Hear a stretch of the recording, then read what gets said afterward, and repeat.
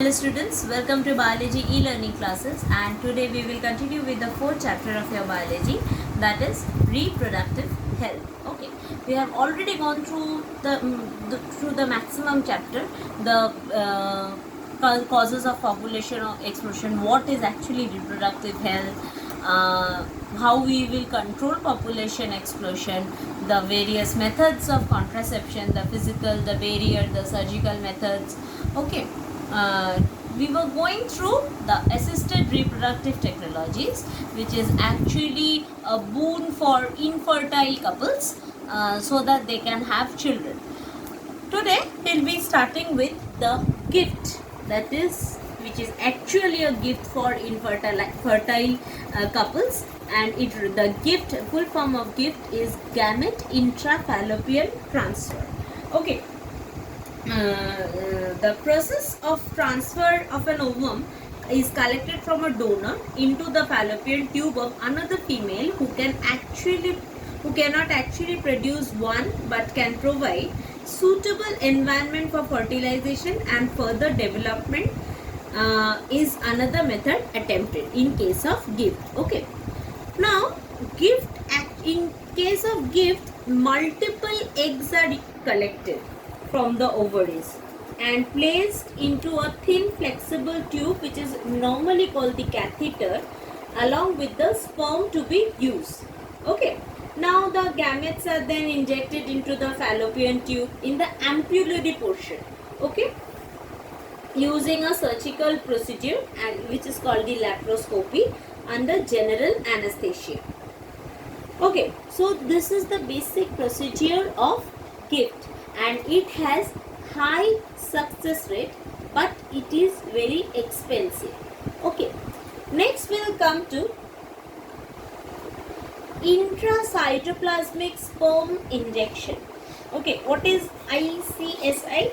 It is used to enhance the fertilization phase of the IVF. Okay, by injecting a single sperm into a mature egg, and this fertilized egg is then placed in a woman's uterus by fallopian tube. Okay, you can follow this is the basic procedure of intracytoplasmic sperm injection, where we use a micropipette of 60 microns to hold the egg. Then a single healthy sperm is taken by an even smaller pipette, which is 7 microns wide, and then the pipette with the sperm is carefully inserted into the egg, so that the nucleus from the sperm and the egg nucleus may fertilize easily.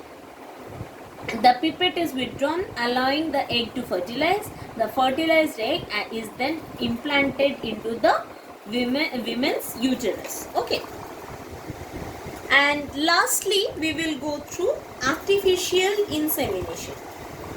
In case of infertility, what is the main reason of infertility? Due to inability of the male partner to inseminate the female, or due to very low sperm count in the ejaculates, and this could be corrected by artificial insemination. In this technique, the semen is collected either from the husband or a healthy donor and is artificially introduced into the vagina or into the uterus. If it is introduced into the uterus, it is called intrauterine insemination of the female. Okay, now there are various drawbacks of this technique. This technique is actually not possible with female whose uterus is damaged, because in uterus the main implantation will take place, and this also requires high precision, specialized professional and expensive instrumentations. So this process is actually too costly, and there are various ethical, emotional and religious and moral issues in the society against this technique. So students, here we complete the chapter, and if you have any doubt, feel free to ask. And today I will be providing another link of questions from this chapter, important questions from this chapter. Do go through those questions, solve them in your bio copy, and also go through the NCERT questions of this chapter. Okay, thank you.